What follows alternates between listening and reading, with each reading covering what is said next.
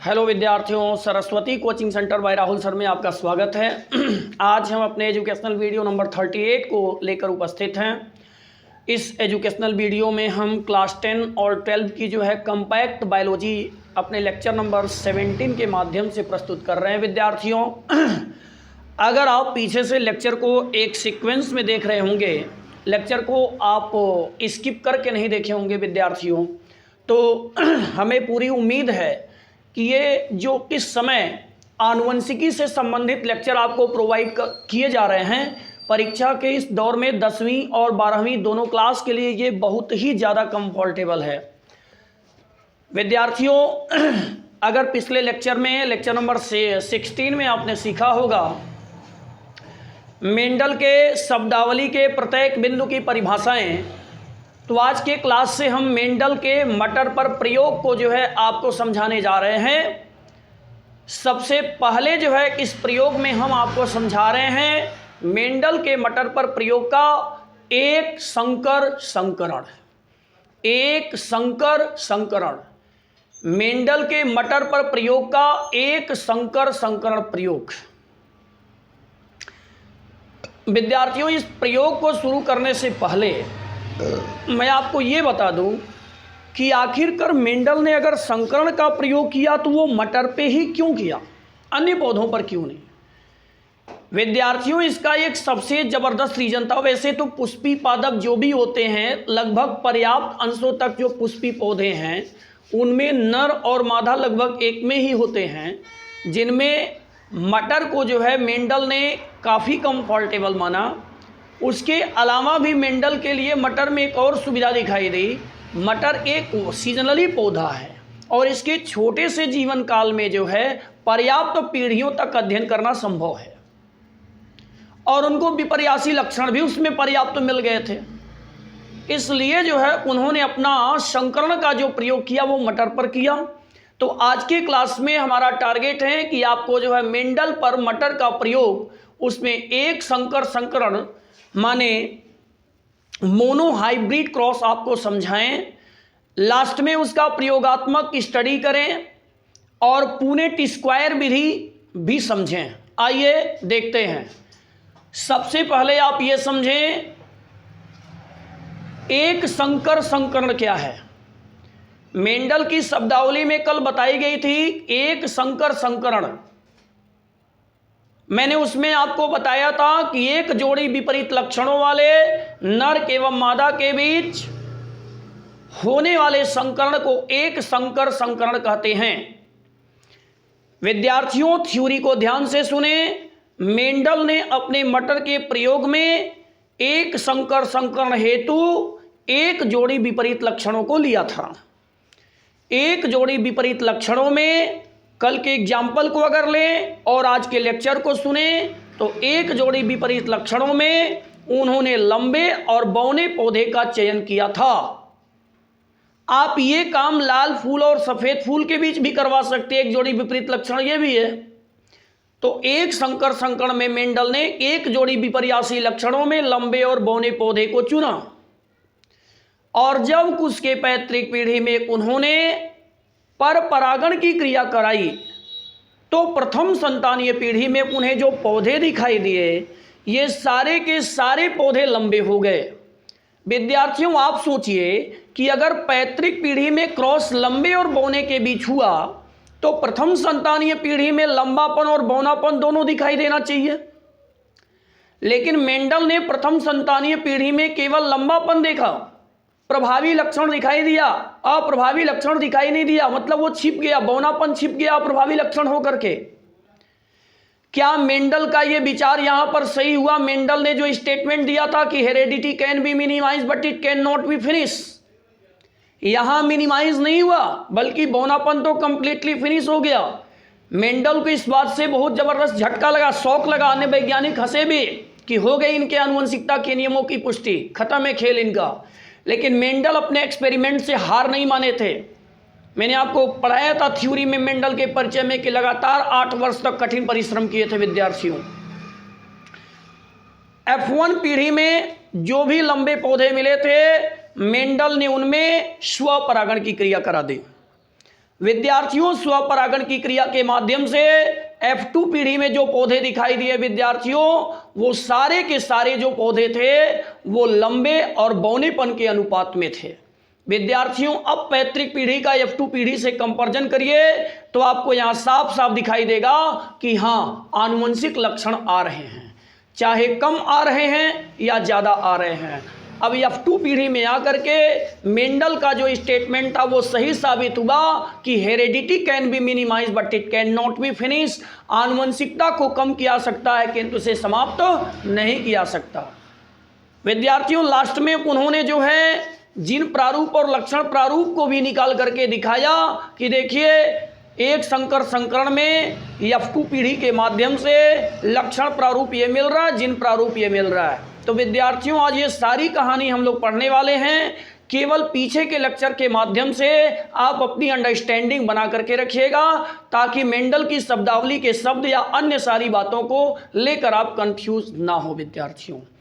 तो आइए हम प्रोसेस शुरू करते हैं और प्रोसेस शुरू करने के दौरान इस बात पर विशेष ध्यान देंगे, रटने का कोई प्रोसेस नहीं है, इस बात पर विशेष ध्यान देंगे कि कौन सी ऐसी तरकीब थी कि मेंडल ने पैतृक पीढ़ी में पर परागण कराया तो वह F1 पीढ़ी में जाकर के स्वपरागण में कन्वर्ट हो रहा है, इस बात को भी ध्यान देंगे। आइए स्टार्ट करते हैं एक संकर संकरण प्रयोग।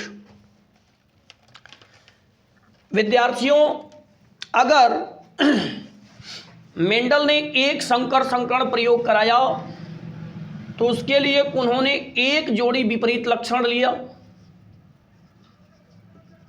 एक जोड़ी विपरीत लक्षण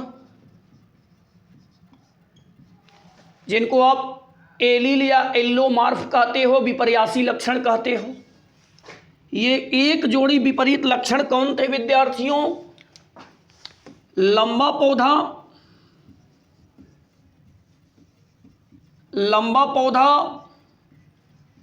कैपिटल टी जिन जोड़े में होते हैं, प्लस बौना पौधा मतलब विद्यार्थियों स्मॉल टी।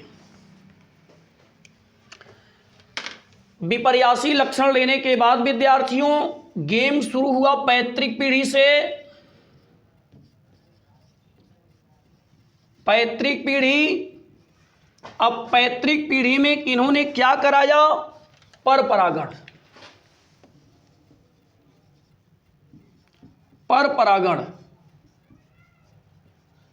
परागण द्वारा। विद्यार्थियों बातों को समझिएगा, सबसे इंपॉर्टेंट बात यह है कि पैतृक पीढ़ी में कैसे पर परागण हो रहा है, हमें इस चीज पे फोकस करना होगा। अगर आप यहां पर ओपनली देखें कि पैतृक पीढ़ी में पर परागण हो रहा है, अगर आप यहां पर ओपनली देखें कि पैतृक पीढ़ी में पर परागण हो रहा है तो आपको यह बात अच्छी तरह से विदित होनी चाहिए। कैसे? विद्यार्थियों आप देख रहे हैं कि एक जोड़ी विपरीत लक्षण में एक है लंबा पौधा और एक है बौना पौधा। तो लंबा पौधा और बौना पौधा यानी एक ही पौधे में एक ही लक्षण हो सकता है, या तो वो लंबा दिखेगा या तो वो बौना दिखेगा। एक ही पौधे में लंबापन और बौनापन दोनों तो नहीं हो सकता। इसका मतलब यहां पर साफ है कि लंबा पौधा अलग है अब बौना पौधा अलग है। तो यानी उसके पुष्प के परागकोश से परागकण निकल करके बौने वाले पुष्प के वर्तिकाग्र पर आया होगा, या बौने वाले पुष्प के परागकोश से परागकण निकल करके लंबे पुष्प के वर्तिकाग्र पर गया होगा। तो आप बताइए, परागण की क्रिया में दो अलग अलग पौधे भाग ले रहे हैं।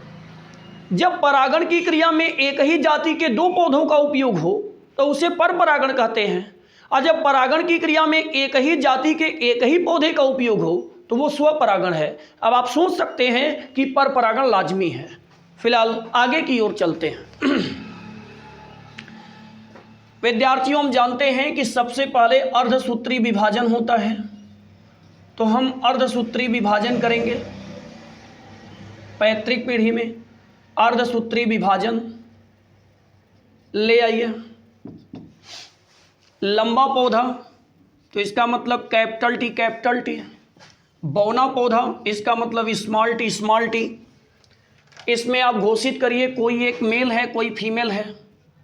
सपोज कर लेते हैं कि ये मेल है और ये इसका फीमेल है। फोकस करिएगा विद्यार्थियों, अब इनका अर्धसूत्री विभाजन होगा। तो क्लास में हमारे सारे बच्चे अच्छी तरह से जानते हैं कि अगर हम इनका अर्धसूत्री विभाजन करेंगे तो ये अलग अलग जाएंगे,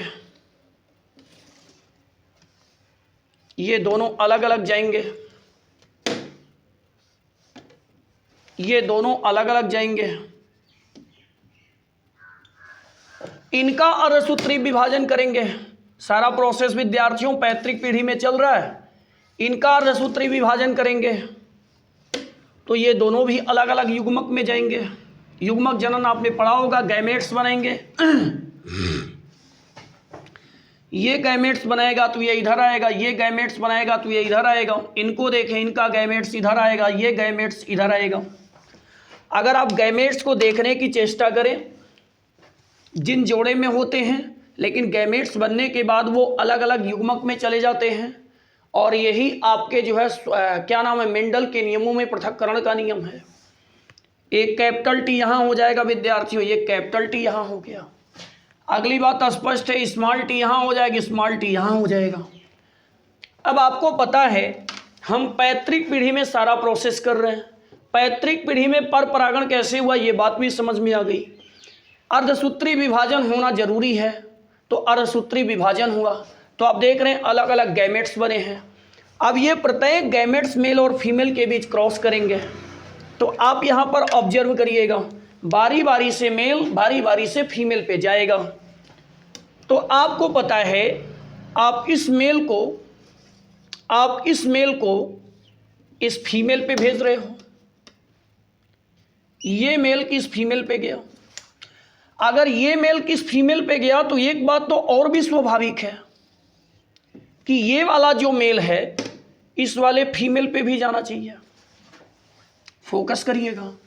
ऐसे ही ये वाला जो मेल आपको दिख रहा है इस वाले फीमेल पे जाना चाहिए।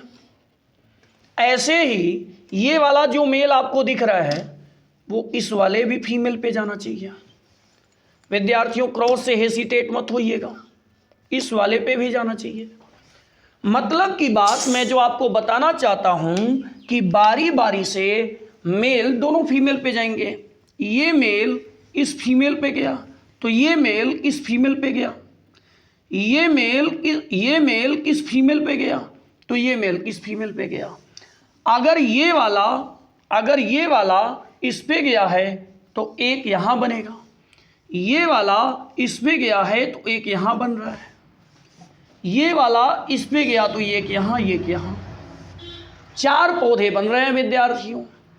अगर आप फोकस करके देखें तो ये कैपिटल टी है, स्मॉल टी, तो इसका मतलब कैपिटल टी स्मॉल टी, ये capital T small T, capital T small T, capital T small T, capital T small T.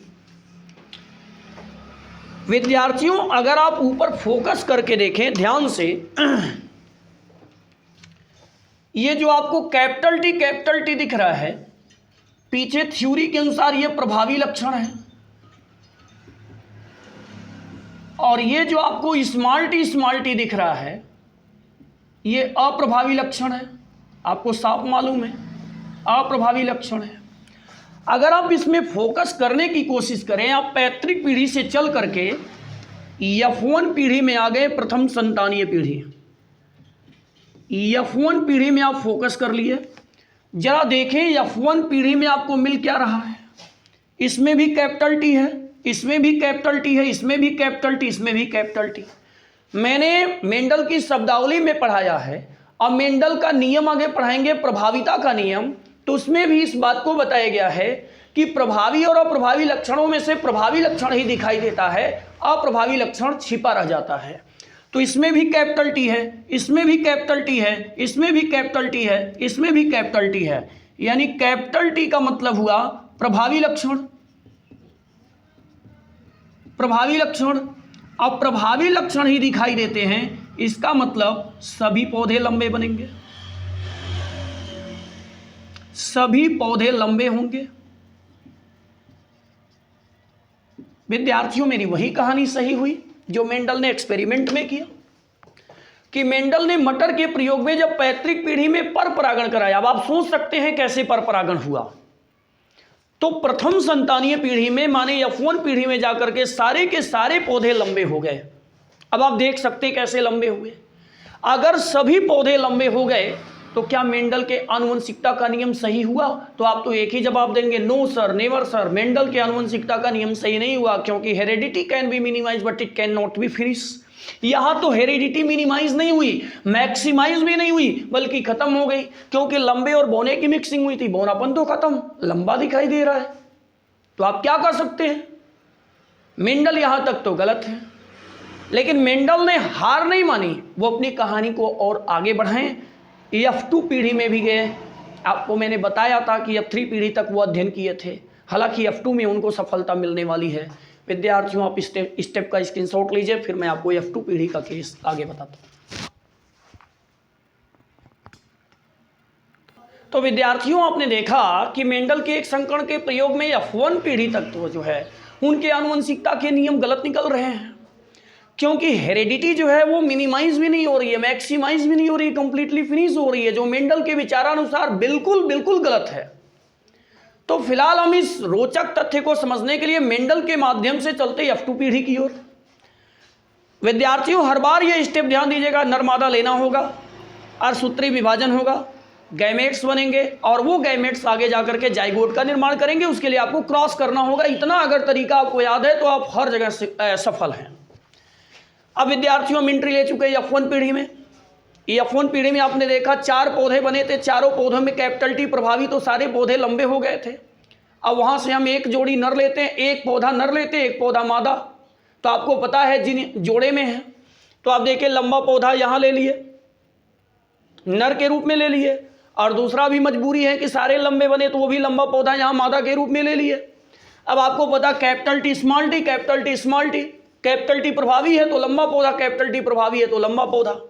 अब सबसे बड़ी बात आती है कि जिस प्रकार से हमको यह समझ में आया था कि मेंडल अपने पैतृक पीढ़ी में जो है पर परागण करवाए थे, तो अब F1 पीढ़ी में ये स्व परागण में कैसे कन्वर्ट हो रहा है? विद्यार्थियों, आप बताइए सारे पौधे कैसे हैं? लंबे। तो लंबापन किसी एक पौधे में दिख सकता है कि नहीं? लंबापन और बौनापन एक ही पौधे में नहीं हो सकता, 2 पौधों में है। अगर 2 पौधों में है तो ये इस पे जाएगा या इस पे जाएगा, तो इसका मतलब पर परागण। इस्तेमाल में 2 पौधे आ रहे हैं, लेकिन लंबापन किसी एक पौधे में हो सकता है, यानी किसी का परागकण किसी के पुष्प की वर्तिकाग्र पर, तो लंबापन के हिसाब से एक पौधा उपयोग में ले सकते हैं। तो लाजमी बात है यहां स्वपरागण होगा। इस स्टेप को ध्यान रखिएगा। अब विद्यार्थियों, हम इसमें करवाते हैं अर्धसूत्री विभाजन। अर्धसूत्री विभाजन, जैसे विद्यार्थियों आप इसमें अर्धसूत्री विभाजन करवाएंगे तो ये कैपिटल T है, ये स्मॉल t है, ये कैपिटल T है, ये स्मॉल t है। अब विद्यार्थियों, F1 पीढ़ी, जैसे आप पैतृक पीढ़ी से F1 में आ रहे थे और क्रॉस करवाए थे, ऐसे आपको यहाँ क्रॉस करवाना है, प्रत्येक का प्रत्येक से क्रॉस करवाना है। जैसे विद्यार्थियों, मैं आपको एक स्टेप सिखा रहा हूँ। जैसे मान लीजिए ये नर है और ये अगले मादा पे जाने की कोशिश कर रहा है, तो मैं किसको जो है अगले मादा पे पहुंचा रहा हूं। मान लीजिए अगला मादा मैं यहां से शुरू कर रहा हूं, किनारे से, ये इस पे गया, तो ये जरूरी हो जाता है कि ये कैपिटल T अगर इस स्मॉल t पे गया तो ये कैपिटल T इस कैपिटल T पे भी जाए। चलिए ऐसा भी कर लेते हैं, इस कैपिटल T को हम इस कैपिटल T पे भी भेज देते हैं। हर नर हर मादा पे जाना चाहिए। अब ऐसे विद्यार्थियों, आपको सबका संकरण कराना है।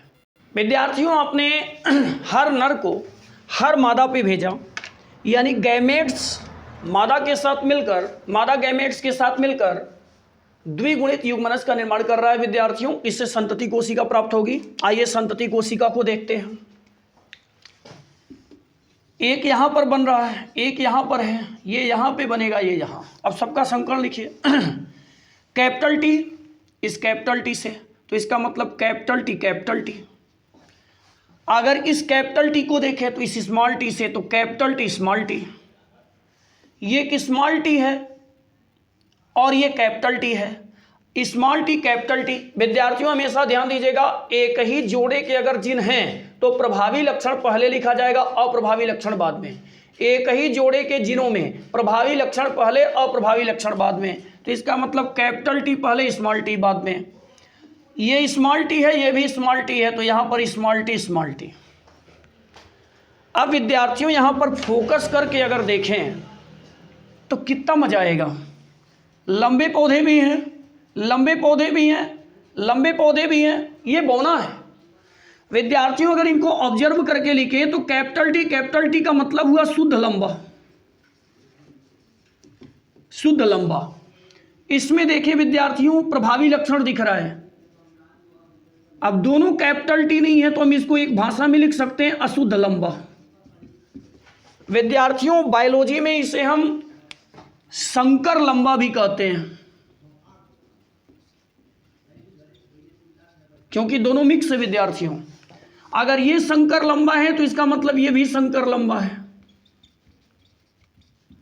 विद्यार्थियों दोनों स्मॉल टी है, कैपिटल टी नहीं है, स्मॉल टी है, तो प्रभावी लक्षण नहीं है। इसका मतलब अगर इसको देखें तो ये शुद्ध बौना है,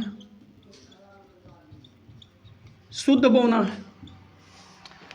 अब विद्यार्थियों अगर हम यहां से कोशिश करें कि इनका फिनोटाइप क्या होगा और जीनोटाइप क्या होगा।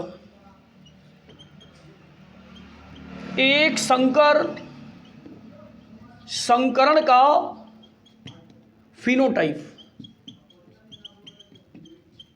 फिनोटाइप अनुपात यहां निकाल लेंगे, फिर यहां पर हम लोग जीनोटाइप अनुपात निकाल लेंगे। जीनोटाइप अनुपात विद्यार्थियों उम्मीद है कि आप निकालना सीखेंगे जीनोटाइप अनुपात। और विद्यार्थियों यहां पर एक केस आप विशेष समझ लेंगे कि आप F1 पीढ़ी से आ गए F2 पीढ़ी में, और F2 पीढ़ी में आप देख पा रहे हैं, F2 पीढ़ी में आ गए और F2 पीढ़ी में आप देख पा रहे हैं कि मेंडल का संकरण का जो प्रयोग वो सही निकला कि heredity can be minimize but it can not be finish. आनुवंशिकता केवल कम हुई है लेकिन ये समाप्त तो नहीं हुआ है, देख सकते हैं, क्योंकि बौनापन है। अब फिनोटाइप अनुपात निकालते हैं। विद्यार्थियों फिनोटाइप क्या होता है? किसी भी जीव की बाह्य संरचना फिनोटाइप है, मतलब वो देखने में है कैसा, फिनोटाइप है। तो गिन लीजिए ना, अगर आप फिनोटाइप देखेंगे तो आप देखिए ये भी लंबा है, ये भी लंबा है, ये भी लंबा है, ये क्या है, बौना। तो अगर आप यहां पर लिखेंगे लंबा, केवल लंबा, देखने में लंबा है, एक लंबा, दो लंबा, तीन लंबा, और अगर तीन लंबे हैं तो लंबा तीन हो गया। और अगर आप यहां से बौना निकालेंगे तो बौना केवल आपको एक मिल रहा है। विद्यार्थियों फिनोटाइप का मतलब समझेंगे तभी रेशियो निकाल पाएंगे। फिनोटाइप का मतलब होता है किसी भी जीव की बाह्य संरचना। आप देखिए फिनोटाइप बौना। अब यहां से अगर निकालने की कोशिश करें तो लंबा अनुपाते बौना बराबर 3:1 है। और विद्यार्थियों 3 और 1 का योग निकाले तो 4 होता है। यहां पर 4 पौधे बने हुए हैं। उत्तर की जांच का यही तरीका है, जितने पौधे बने हों अनुपात का योग उतना आना चाहिए। क्लास के हर बच्चे याद करें, मेंडल के मटर के प्रयोग में एक संकरण प्रयोग का फिनोटाइप अनुपात 3:1 है, लंबा अनुपाते बौना। अब विद्यार्थियों चलते हैं जीनोटाइप में। क्या होता है जीनोटाइप? जीनोटाइप का मतलब होता है जीन कितने प्रकार का बना, जीनी संरचना।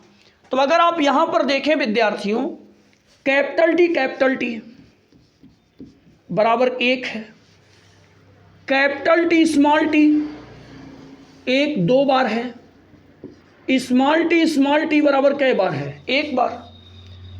कैपिटल टी माने शुद्ध लंबा, कैपिटल टी स्मॉल टी माने अशुद्ध लंबा, स्मॉल टी माने शुद्ध बौना। और अगर इसका रेशियो निकाल करके सामने रखें विद्यार्थियों तो 1:2:1 है। और योग निकाल ले जीनोटाइप का भी तो 2 1 3 4 पौधे बने विद्यार्थियों। ये जीनोटाइप रेशियो है। संख्या 121 याद रखो, सबसे कंफर्टेबल है। बट विद्यार्थियों एक्सपेरिमेंट पे यकीन करिए, अब हमें ट्रिक बनाने का अवसर नहीं है विद्यार्थियों। हम लोगों की चीज़ जो है बेसिकली एक्सप्लेनेशन में चलनी चाहिए, किसी चीज़ की व्याख्या करें तो विद्यार्थियों, एक संकर संकरण प्रयोग के F2 पीढ़ी में आकर के मेंडल का जो एक्सपेरिमेंट हुआ वो सफल हुआ, और यही वह कारण था कि उनको जो है 3 पीढ़ियों तक अध्ययन करना पड़ा था। एक संकर संकरण का जो फिनोटाइप अनुपात आया, लक्षण प्रारूप अनुपात आया, वो 3:1 है। अगर 3 पौधे लंबे हैं तो 1 बौना है। जो जीनोटाइप अनुपात आया विद्यार्थियों, उसमें लग रहा है कि कैपिटल टी 1 है, कैपिटल टी 2 है, और स्मॉल टी 1 है। मतलब शुद्ध लंबे वाले पौधे 1 हैं, अशुद्ध लंबे वाले पौधे 2 हैं, और शुद्ध बौने वाले पौधे 1 हैं। यानी 1:2:1 ये जीनोटाइप है जो जीनी संरचना को व्यक्त करता है।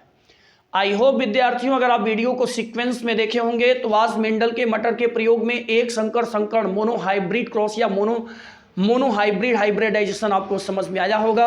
विद्यार्थियों, अगर आपको मेरी वीडियो अच्छी लगे तो लाइक कमेंट शेयर करें, ज़्यादा से ज़्यादा जो है चैनल को सब्सक्राइब करने और करवाने की कोशिश करें। विद्यार्थियों, आज के क्लास 10th और 12th की जो है कॉम्पैक्ट बायोलॉजी में इतना ही। शेष के लिए नेक्स्ट वीडियो मिलते हैं विद्यार्थियों, तब तक के लिए धन्यवाद। Thank you for watching.